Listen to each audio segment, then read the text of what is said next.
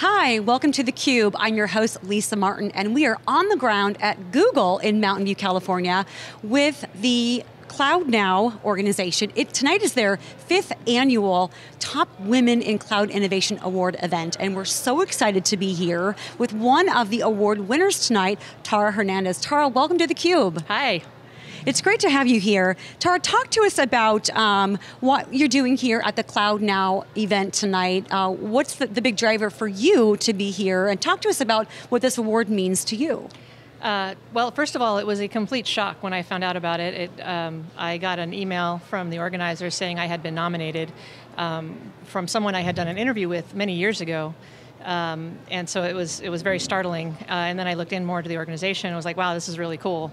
I'm a big fan of cloud as a technology. I think it's unbelievably enabling for a variety of reasons. And so it's very exciting to be part of an organization now where we're using cloud as a means to advance women in technology. Fantastic. Talk to us about the project for which you were nominated, and how are you seeing that help advance not just your own career, but those of colleagues of yours?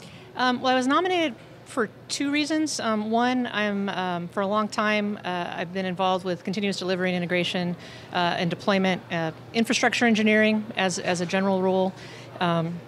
And my interview was based around that, and so I've done a lot of open source advocacy.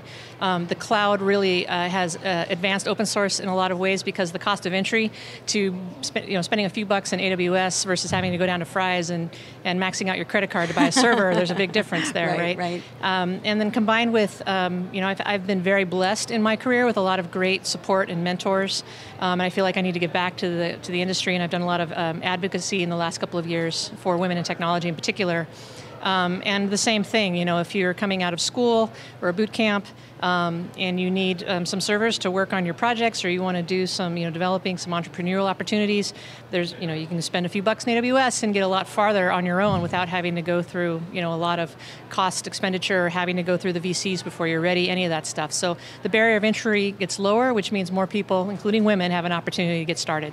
Speaking of barriers, we're all familiar with the statistics of only a quarter of the tech industry is made up of women. Only 16% in technical roles. I actually had to look that up not too long ago. Okay, interesting. That's very interesting, which is quite low. I'd love to understand, yes, there are barriers. There's, you mentioned VCs. It's extremely challenging for female CEOs to not just get funding from a VC, but to even get a meeting with VCs. So we understand some of those obvious barriers, but one of the things I'd love to understand is your career path. How did you get to be an award winner today? Where did you start? Were you as a kid, this is what I want to do, I love computer science, or did you take maybe a more non-linear path? Oh, heck no. When I went to college, I was fully intending to be a double major in history and English literature. Wow. I had no interest in the sciences, and my parents said, we want you to get a job when you graduate, and to them that meant a math or a science degree. My alma mater, UC Santa Cruz, so go Slugs, they had what they called at the time the open access computing model.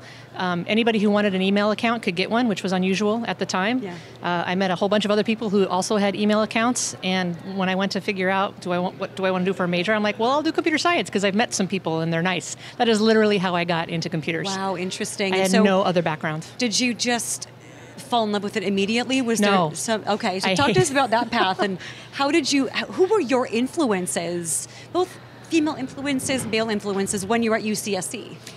So I really struggled. I didn't have the background. I felt that I was, always going to be behind all of my classmates who clearly had done more leading up into the program. I had a couple of professors in particular that were really supportive. One was Darrell Long. They're still there. Darrell Long, it was one, and he was very famous for, if you fell asleep in his class, he was unerring in his ability to get chalk in your mouth. Wow. Yeah, it was great for that. And then the other one who was really inspirational to me was Professor Tracy Larrabee. I went to her office hours so many times just ready to quit, and she just simply would not let me. And so I started to get better about figuring out, don't have to study by yourself. Get a study buddy, work in project teams, collaboration, and that really led me into a lot of great success in my career because I realized you can't do it by yourself. And let's just face it, women do better in groups, I think, on average. And that's really interesting that you had this nonlinear path, which I think is such an important topic for girls, whether they're pursuing STEM in middle school or high school or not, to understand that you don't have to have everything figured out. You mentioned a couple of mentors, male and female, who still you probably still hear their voices, in the back of your head. Oh heck, I still exchange emails and Facebook messages with a lot of them. And I'm sure they're very proud of you for this award tonight. You mentioned advocacy is very important to you. Talk to us about what you're doing for advocacy for women in technology, maybe other minority groups? So I'm primarily related to Women Who Code, which is a 501c headed by Elena Percival, who's this amazing powerhouse of a woman. I've also done some work with Chick Tech, which is targeted at getting high school age girls, and maybe middle school too, engaged in STEM curriculum. I also have been doing some work, and I hope to expand more, with an organization called Code 2040, which is aiming at Latino and African American students and getting them into high tech. So it's, I'm try to be very open-minded about who I talk to and look for opportunities in a variety of ways. My current boss and company, Linden Lab, have been really supportive. We've had conversations about unconscious bias, interviewing, and job descriptions, and other things that make that process more likely to include more diverse candidates and hires. There's been whole discussions around just language. And the type of products that we have also lend itself to that. We're trying to be a product that anybody can use, literally, and so the more diverse our company is, the more diverse we feel we'll be able to reach out to those consumers. Speaking of your product, can you tell us a little bit more about it and how you are leveraging it to expand diversity? Linden Lab is primarily known for a product called Second Life, which is a virtual reality platform. It's been around for a really long time. We have a new product that's going to be coming out next year called Project Sansar. And what it is a place for anybody to go do whatever they want to do virtually.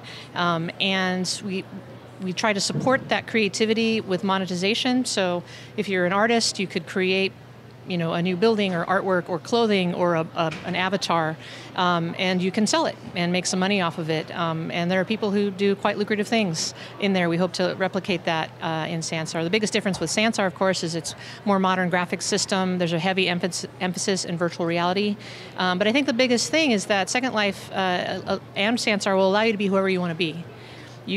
Whoever you are in the real world has nothing to do with who you choose to be in a virtual platform. And I've heard some very powerful stories about people who realized that they were gay or trans, or there was some belief that they really had no way of expressing, and they met other people like them, and it really gave them a very powerful community to get strength from. There's downsides as well. You can take that same opportunity. There was, this last election, there were Trump supporters and Bernie Sanders supporters in Second Life having full-on warfare. Wow. It was fantastic. I was like, wow, who knew? But it's kind of like real world, but better. So in terms of kind of like next steps here, you talked about the project that you're working on. We want to congratulate you again on being one of the top women recognized by CloudNOW for your achievements in cloud technology. We wish you the very best of luck in the future in your career and as being an influencer to other girls in tech. We thank you so much for joining theCUBE. Thanks very much. Thank you for watching theCUBE. I'm your host, Lisa Martin at Google headquarters with CloudNOW's event. We'll be right back.